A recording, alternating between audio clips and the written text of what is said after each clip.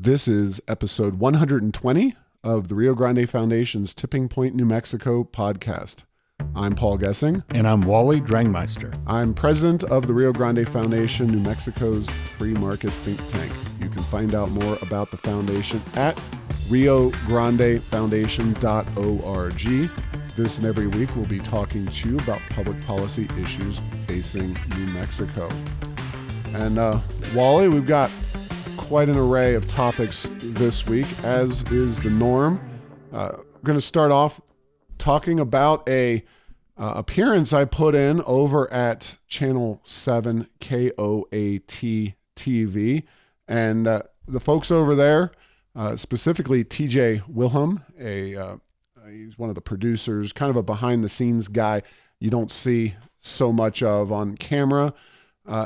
He had me over to talk about the story they did on the public safety tax that passed way back in 2004.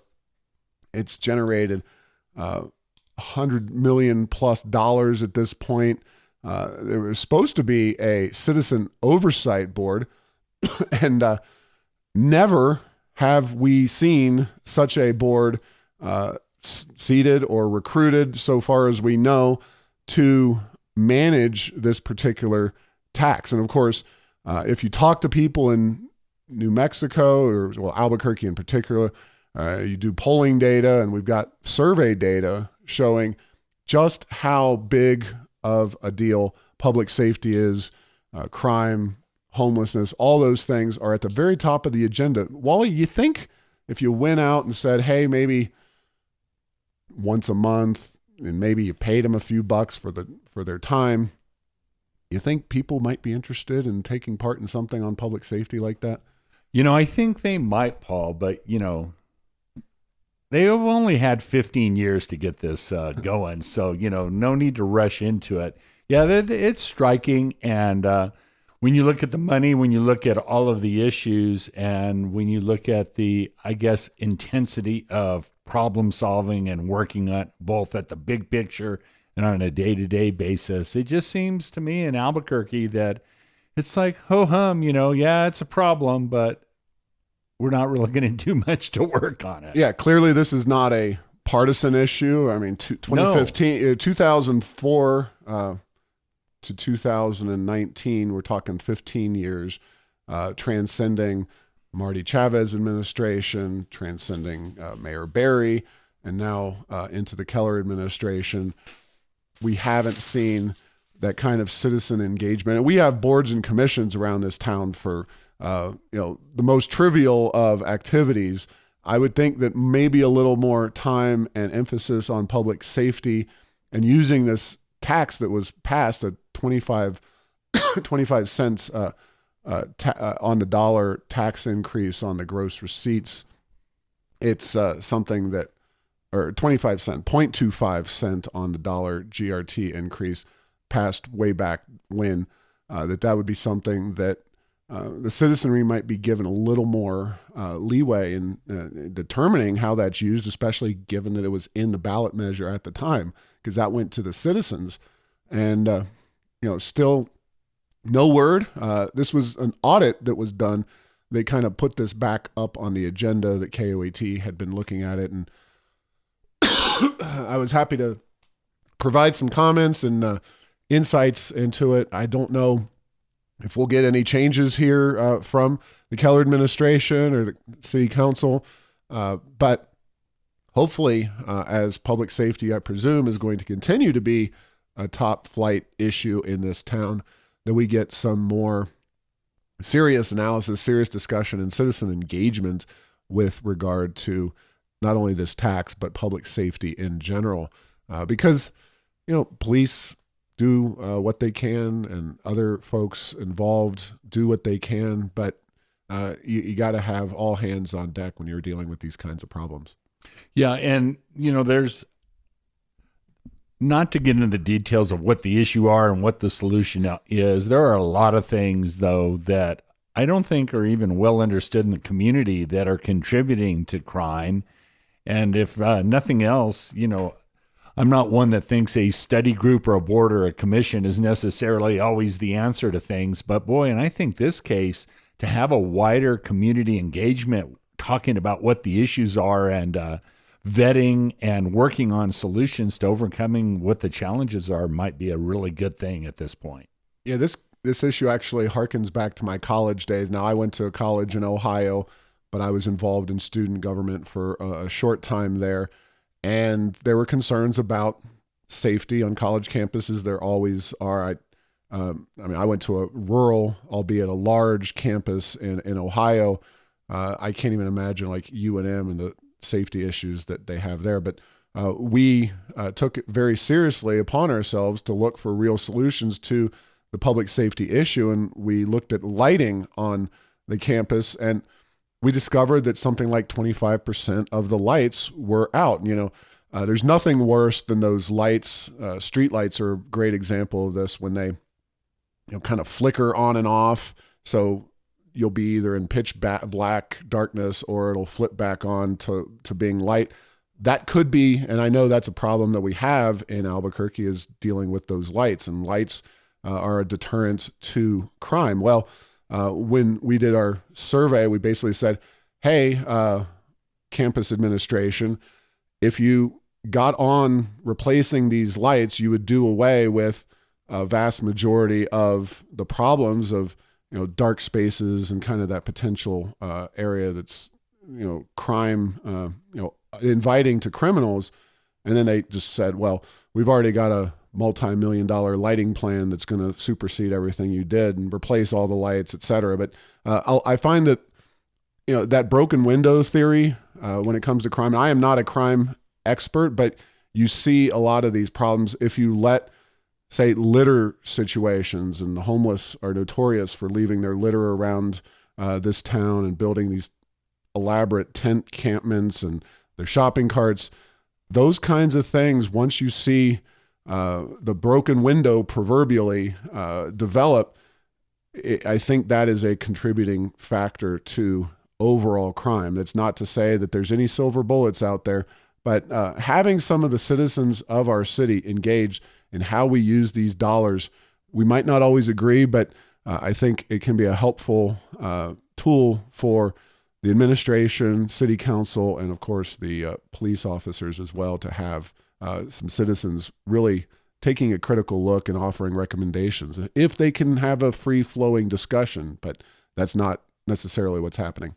No, and there are things that go on in Albuquerque that we've seen recently. The show of force from state police making arrests that people were surprised to hear that the Albuquerque police officers were not allowed to make because of this thing called the McClendon settlement in 2018, where misdemeanor arrests have to be based on what I understand to be a term called exigent, meaning bad. So not just one time. You have to do a misdemeanor open and obvious and be warned many times before you can be arrested for that. And that is the exact opposite of that kind of broken window theory that was so successfully utilized to get crime down in New York City. So that's just one example of things that we just don't hear enough discussion about in Albuquerque, much less accountability and analysis and,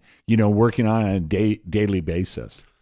Well, what often is required, or what almost always is required to make citizen involvement successful, is transparency and openness. And that seems to be a real problem. Again, cross-partisan lines around here. There's a lot of folks who would rather sweep the quote-unquote family problems under the carpet rather than have a open and robust discussion about them. And, I realize that every entity, police, whoever, has some public safety issues. They can't just be as transparent as we would want, but transparency and openness are critical in all areas of government. And we just had an example of this transitioning from the public safety tax to another issue. And we're going to come back to public safety in just a second.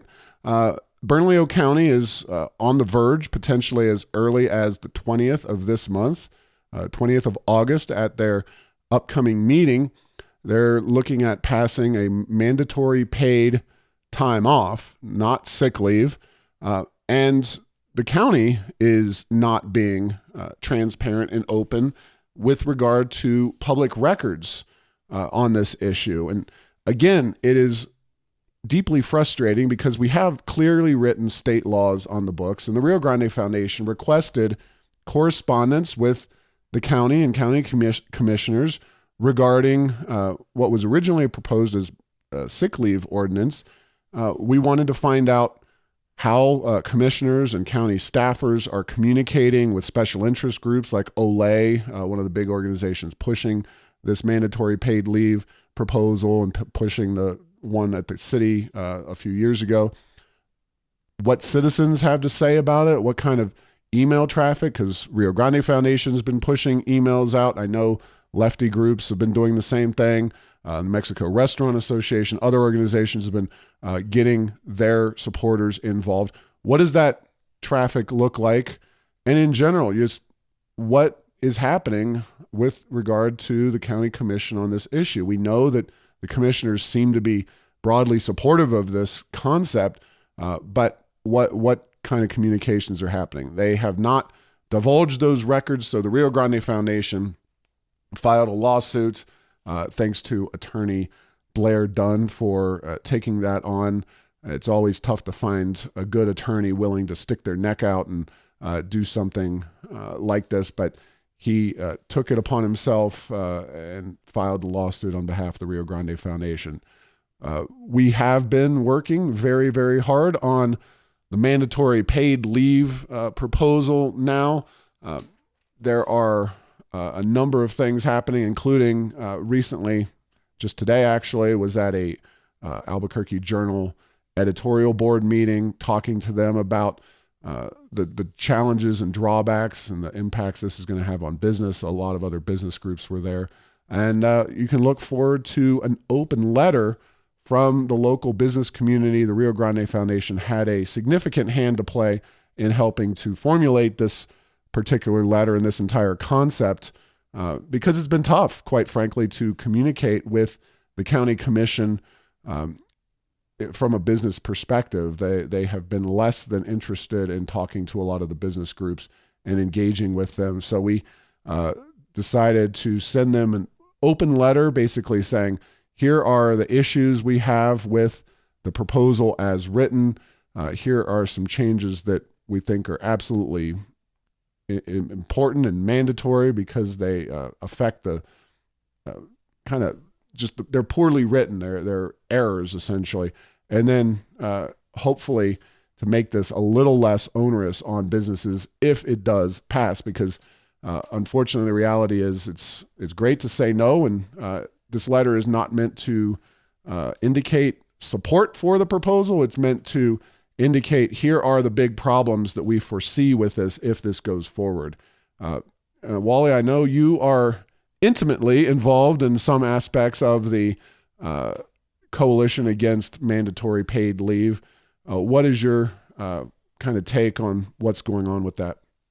Yeah, it seems to me that there's this kind of a national socialist agenda that has taken over local government here in Berlin. National, socialist agenda, not national socialist. Well, yes, Okay. yes, national. So it's one of those things that, when you look, you look out on the web about a lot of national progressive sites, this sick leave issue comes up as a way to gain power and influence, not necessarily because it's a good idea or will help the economy, much less, or will help the people that are supposed to be helped, but it's out there. And then when you look at something like we've been talking about of crime that is impacting virtually everyone in Albuquerque and Bernalillo County, that's a big yawner. And so I think the business community has largely been pretty subdued in speaking out on this crime issue, actually been challenged by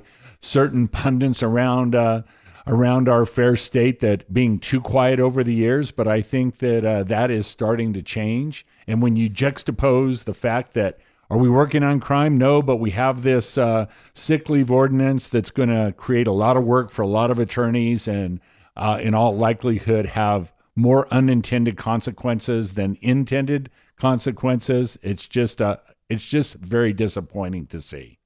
Yeah, and without going through the entire list, we have 10 detailed, specific issues with which businesses have, and different businesses. This is a broad cross section. The Hispano Chamber, which tends to keep a pretty low profile on a lot of policy issues, has gotten involved in this because, in part, a lot of the smaller businesses in our community are owned by Hispanic families, so they felt strongly that they had to get involved in a significant way. We've had the Albuquerque Chamber, the statewide chamber, the Business Coalition, NFIB, the Restaurant Association, the construction trade groups, ABC, and other groups involved in construction, home builders, et cetera, realtors.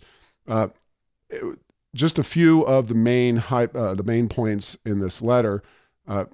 There's no administrative relief prior to legal action. Basically, you're an employee, you don't like what your employer's doing with regard to your leave, and you file a lawsuit right away. There's no, maybe there was a miscommunication, maybe the mom and pop business of 3 employees or something didn't quite get the memo and hasn't figured it out, that kind of thing.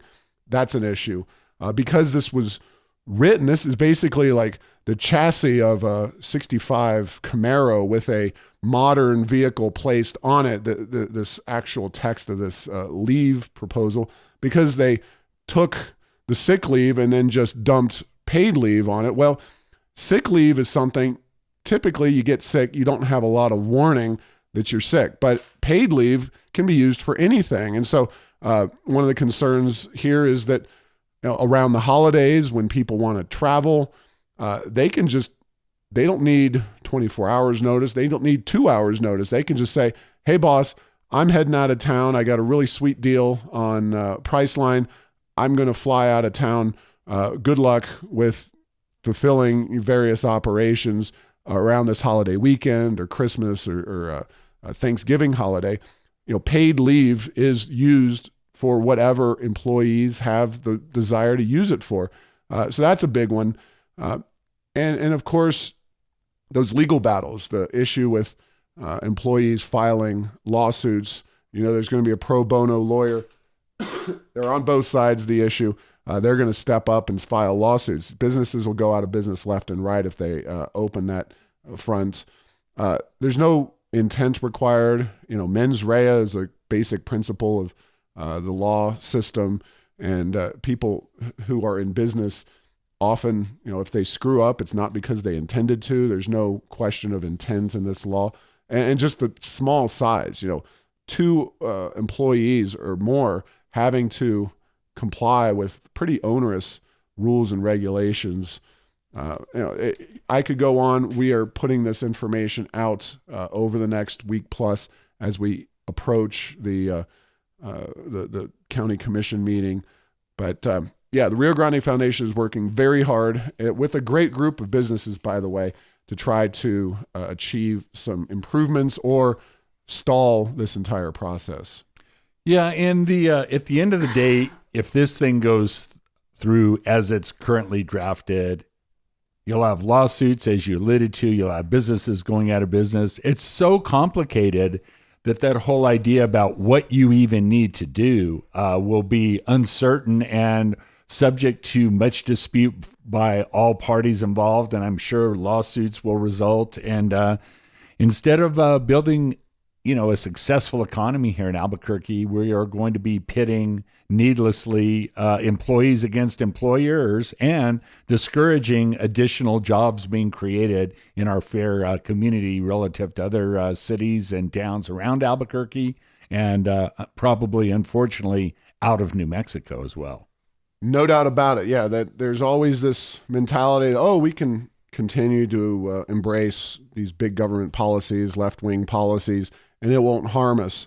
When oil is booming and the economy is going well as it has been, it may not kick in immediately, but there is always a time of reckoning. And we've always seen New Mexico and its biggest city, Albuquerque, trailing the national market, whether it's Phoenix or Colorado or Denver or Salt Lake City. All those cities are growing much faster. And that doesn't mean they always do everything right, but it means that they have enough good policies on the books that make up for their bad policies. And this mandate to provide leave for your employees, now unlimited in its purpose, is a real problem. And finally, on this issue, the Albuquerque Coalition for a Healthy Economy, led by one Carol White, has put out a survey that they recently undertook thanks to AdWallet. They used AdWallet, which is another local company. So they really live the keep it local thing with this survey. 465 residents responded, 43.66 Democrat, 26.202 Republican, 25% independent, and 5.1 other. And it was Democratic leaning in the vote and the people surveyed. Obviously, most of these people, 86% registered to vote. And they are asked, rank the following issues based on what you and your family are most worried about. Number 1, violent crime. Number 2, property crime. Number 3, the economy. Number 4, homelessness and behavioral health. Number 5, paid sick leave. Now, those were the only 5 things asked, but I think it's very telling that the crime issues are 1 and 2, the economy very strong as well. Homelessness, definitely a part of the whole crime discussion, and earning paid sick leave way, way down on the list. And this is, Wally, the only thing I can think of that's similar to this is you always get these polls about global warming and climate change. And if you ask, are you concerned about climate change? Very large numbers of people say, yes, I'm concerned. If you ask them to compare climate change versus other prominent issues, climate change almost always comes in last or second to last. So any other thoughts on this survey, or specifically how the issue of sick leave resonates or doesn't resonate with the voters in this community? Well, you went over the fact that it's a very Democrat and independent leaning group that answered this survey. AKA Albuquerque voters. Yeah, so a very, representative of who voters are. And when they were asked just specifically, do you support or oppose a paid sick leave mandate, 53.55%, almost 54% still opposed it, which was very similar to what we saw during the vote that came out when the city of Albuquerque had a sick leave. So, just putting it out there, yes or no, not comparing it to anything else in this survey. The fact is it was still more people are against it than are for it. And, the best you could say is this is one of those 50-50 issues. So it's certainly not like there's this 70, 80, 90% mandate like there is on the other issues like property crime, violent crime, all the other issues. Yeah, and specifically there was a question asked, do you support or oppose a Bernalillo County or Albuquerque paid sick leave mandate that will hurt jobs and drive business away? Now, in polling, you could argue that that is a leading question. However, what Wally says is, of course, accurate, that the opponents narrowly won. In this poll, they won 53.5 to 46.5. This survey. The fact is that how you ask the question matters for every issue. And I think what happened in the Albuquerque ballot measure is that the opponents, the campaign effort, because of course it was a ballot measure, were able to convince a strong majority of Albuquerque voters that there were going to be economic harms associated with this. And if you do that with the minimum wage, it's the same thing. If you say, do you want to raise the minimum wage? And most people say, yeah, like 80-20. If you say, if you raise the minimum wage, X number of people will lose their jobs and X number of other businesses will go out of business, that kind of thing, which isn't hyperbole. It's just reminding average citizens that there are negative issues with any policy that may seem positive on its merits, just having that reminder in there does, I think, make the results of this survey very similar to what I think you really get. Yeah, and then just a final closing point, just to put a bookend on this issue. When they ask the question, what should be the highest priority for the county commission and city council?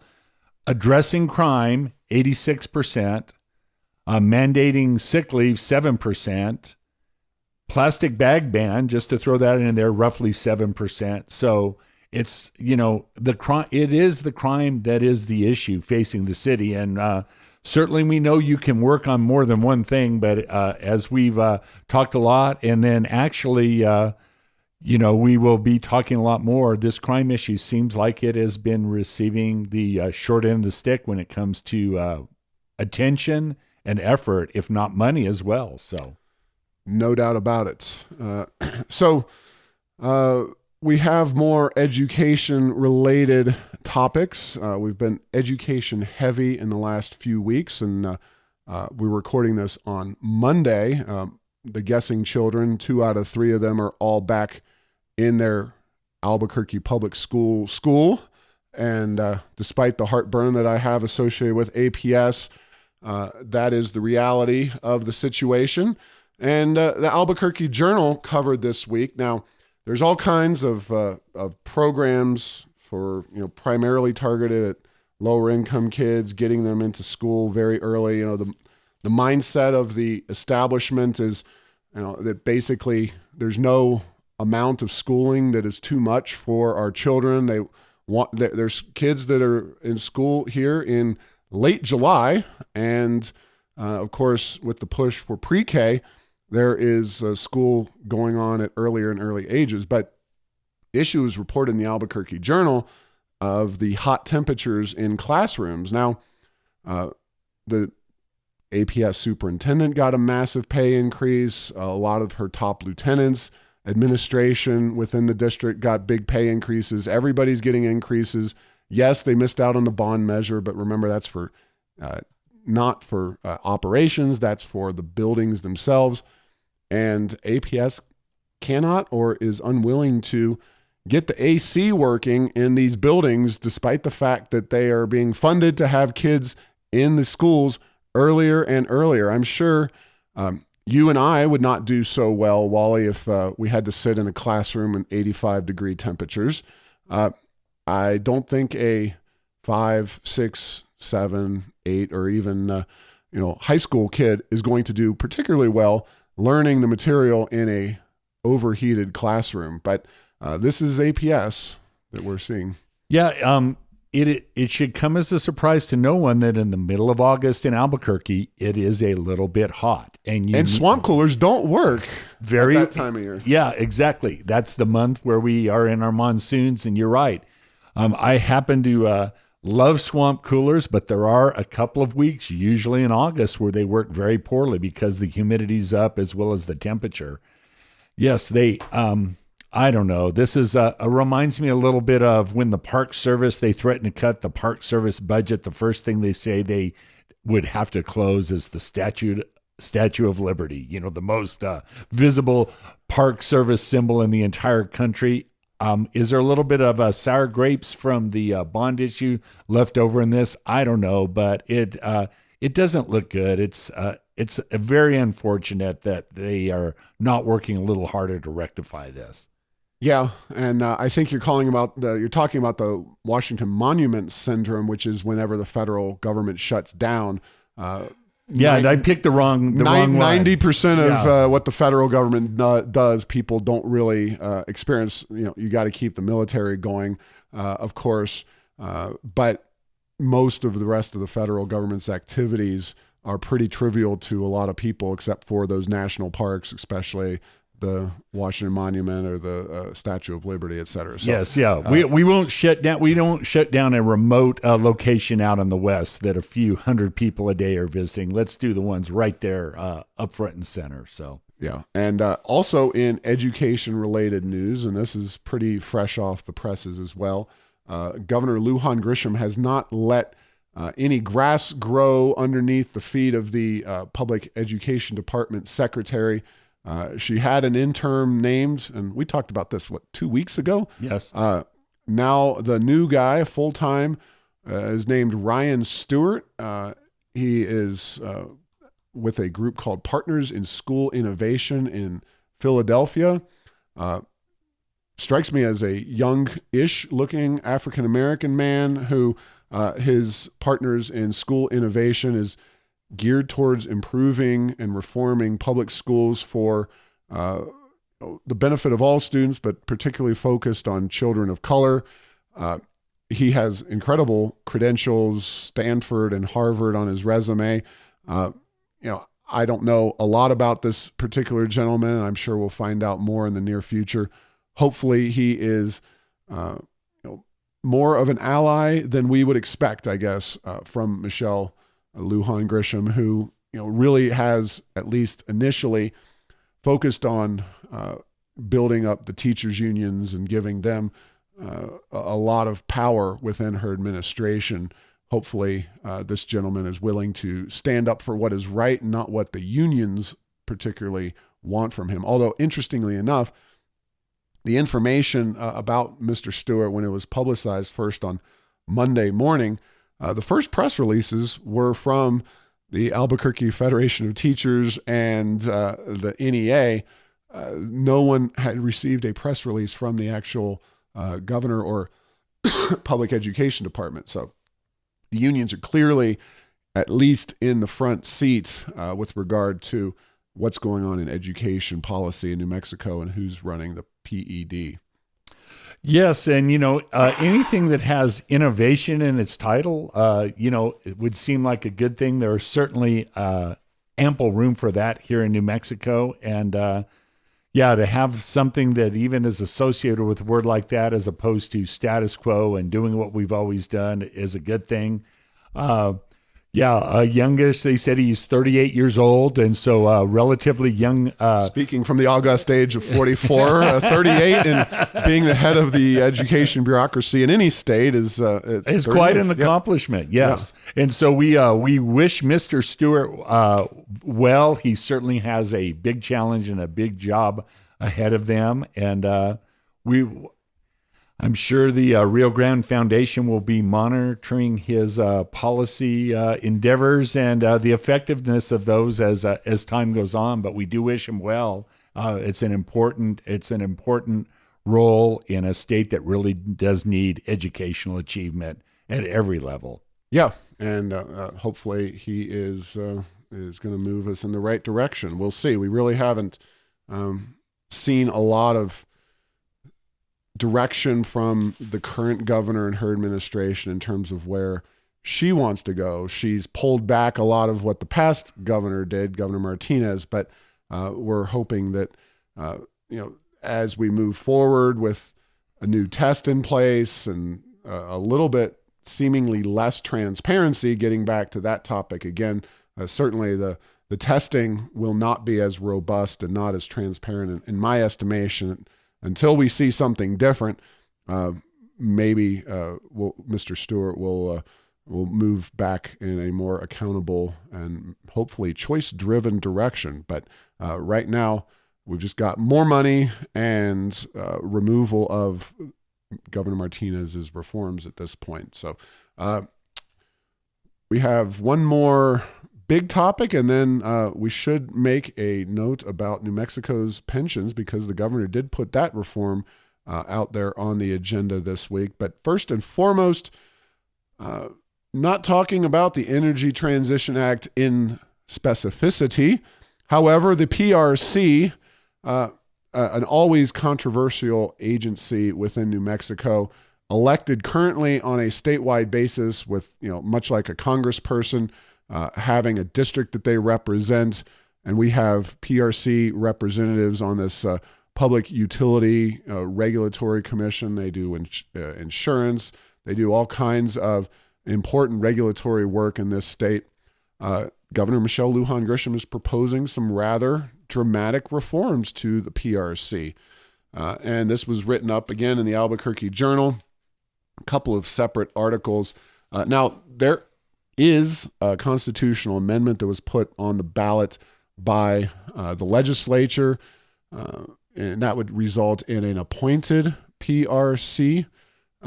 Kind of transferring back to the education issue, the Richardson administration got an amendment taking education from being a PEC, a Education Commission elected statewide, and putting it into a appointee of the governor. The PRC will still be a commission, so still be multiple members, but they're looking at moving it in that direction. Of course, this is a very fraught time for the PRC with the Energy Transition Act coming down the pipe and being some pushback from that entity about kind of turf war type stuff. Does the PRC still matter? Do they still have their regulatory power over PNM, or are they going to be bowled over by the legislature and the governor and PNM themselves in terms of accountability, electricity rate setting, and all these various issues? So, Wally, I know you keep track of the PRC and all the various things that you do. What's your take on what's going on?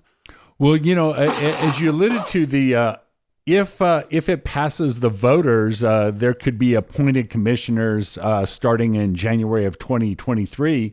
But there's this veiled, we're going to do something sooner than that. And I'm not sure what you can do sooner than that, given that the PRC has a constitutional standing. This is part of that is in the Constitution of New Mexico. So you can't just pass a law undoing what's in the Constitution without it being, you guessed it, unconstitutional. So we will see what happens, but they are certainly not going quietly. It does appear that many of the points that the commissioners raise relative to what they believe their legal right, responsibility, authority was damaged somewhat by the Energy Transition Act. And to the extent that they can still have a say in that, they've taken steps to do things like say that PNM's abandonment of the San Juan Generating Station might not be applicable under that law. It might be applicable under a previous law. So this is going to be a very interesting one because we have a lot of the Public Regulation Commission has huge power. They're not household names, but, in terms of the impact they have on what happens in New Mexico, particularly with utilities. And then we have a legislature and a governor that are not pleased with them. And I'm not sure, what is going to shake out, but this is definitely a battle at the highest level, and we have all kinds of proceedings going on with Public Service Company in New Mexico right now, and what they think they need to do. Facebook, yeah, there's a lot of things, and what will happen on that? Will there need to be some amendments to the Energy Transition Act or other things, or will this all just be kind of bogged down in potential lawsuits between all the players and potential branches of government? We'll have to wait to see, but it is certainly a fight of the largest kind that's taking place amongst three groups of elected officials: the PRC commissioners, the governor, and the legislators. Yeah, and Rio Grande Foundation has not been necessarily on the cutting edge of working on the PRC. It's something that there's a lot of areas the PRC is involved in that we would like to see kind of the market regulate what's happening. Utilities is a great example. Rather than having all these alphabet agencies of different groups weighing in and regulating and protecting PNM's monopoly, we should have basically an open playing field for utilities to come in and provide electricity for as inexpensively as they can possibly do it. But that's just an example. So what I'm reading here is that on the 30-day session coming up in January of 2020, which is right around the corner, it's hard to believe that, Michelle Lujan Grisham plans to add PRC reform to that agenda. Potential legislative ideas could include transferring some of the PRC's decision-making power to the courts, restructuring its divisions and altering its funding process, because, utilities and insurance are not exactly like businesses. They have some aspects to them, but the PRC does both of them with limited ability in staffing and expertise. So that's a real issue. Now, of course, the Energy Transition Act hovers over all of this, and some believe that the PRC is being either punished or potentially obliterated in its current form, merely to grease the skids, if you will, for the Energy Transition Act, and none other than Larry Behrens of Power of the Future. And this is a direct quote from the Albuquerque Journal, who says, "This discord should surprise exactly no one because the Energy Transition Act was rushed into law without any regard for the consequences. Concerns were raised about protecting ratepayers, and we were told not to worry because the PRC would have oversight. Now the PRC is standing up for ratepayers and talking about the different rules that the Energy Transition Act should be played under. And the Echo left with their Santa Fe allies want to change the rules." And I do think, kind of summarizing this whole thing with the PRC, Wally, I think a lot of the reforms have merit on their face. A lot of the, going to a nominated by the governor approach, more professional knowledge, all those kinds of things, maybe stripping out even powers from the PRC.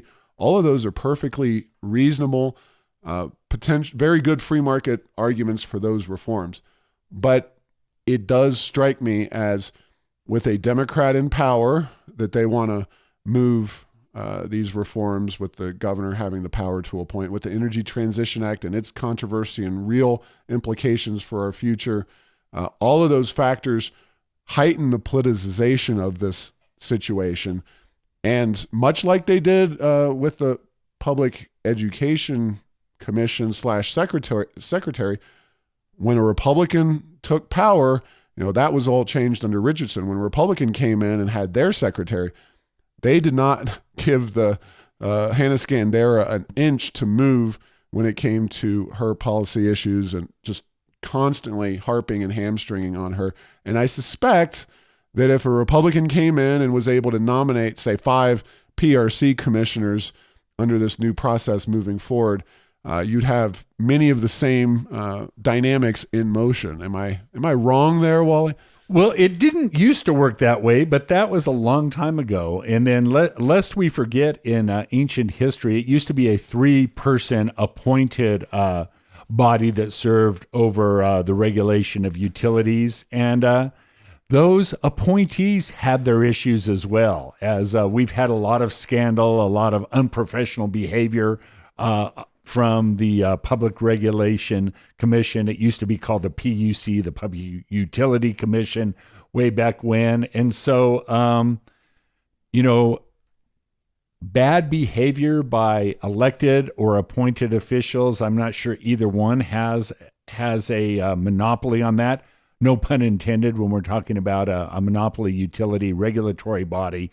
But good governance and good policy is not magically created by just changing how these commissioners are brought on board. So the other thing that's interesting is, in the Constitution of New Mexico, there's some provisions that the legislature provides, and don't quote me on the exact word, but the concept is guidance and direction for the Public Regulation Commission. So, maybe there's something in there that they will further direct them. But in, the entire period of time that this elected commission has been impaneled in New Mexico, it's been relatively hands-off from a policy point of view from the legislators. And I have a feeling, if the news article is correct, that's getting ready to change in a big way. And the last issue I want to discuss before we conclude this week's podcast is that the governor has proposed, as described in the Albuquerque Journal, sweeping changes for New Mexico's pensions. This was put in the Albuquerque Journal recently as well. And without going into all the details, she wants to require greater payments by employees, i.e. government workers, as well as citizens or the taxpayers in New Mexico. Cost of living adjustments would be reduced, and a profit sharing model would also be introduced to kind of offset some of the impact of a particularly negative stock market year, or give government beneficiaries and employees some tie-in to the stock market and its performance and the funds of the state of New Mexico. So you can find out a lot more information about that on this week's other podcast, the second podcast, where I interview Lynn Gilroy of the Reason Foundation. He's an expert on pensions. I'll give you a bit of a clue. It's not a total dud. These are some worthwhile pension ideas, something that we're going to be researching more and doing a lot more work, including potentially opinion pieces and testimony and all those kinds of things with the legislature. Any positive initiatives coming out of this administration and this legislature, I think we need to, as citizens, as conservatives, as libertarians, be involved in, because we saw what negative public policies coming out of this legislature look like, and that was the 2019 legislative session, where it was pretty much across the board a total disaster for the free market. If we can get some positive pension reforms and even put pressure on them to improve, or at least not weaken these pension reform ideas, then we can get somewhere with this particular government structure in power, hopefully, and improve upon it. But pensions are a real issue in New Mexico, and you can listen to that. I commend you to listen to Lynn Gilroy and my interview with him about the governor's proposed pension reforms. Yes, I was listening on the production side of that. A very interesting take, and the concept about actually takes political courage to deal with this issue. And any time, any place, it's been kicked down the can has been kicked down the road in many places, including New Mexico, and it's very encouraging that at least the issue can be talked about and hopefully at some point acted upon. Yeah, so kudos at least to Governor Lujan Grisham for embracing the idea of pension reform. It's something that, if you care about mathematics, it is inherently an important issue. But it's something that, mathematics hasn't always been in vogue in this administration. I would say film subsidies are one primary example of that. Thanks for listening to this week's podcast. Make sure to get the latest edition of Tipping Point New Mexico by subscribing at Apple Podcasts, Stitcher, and Spotify. You can post or comment on this and other episodes on Facebook and Twitter, and tell Google Home to play Tipping Point New Mexico. Thanks to Path 3 Marketing for producing this show.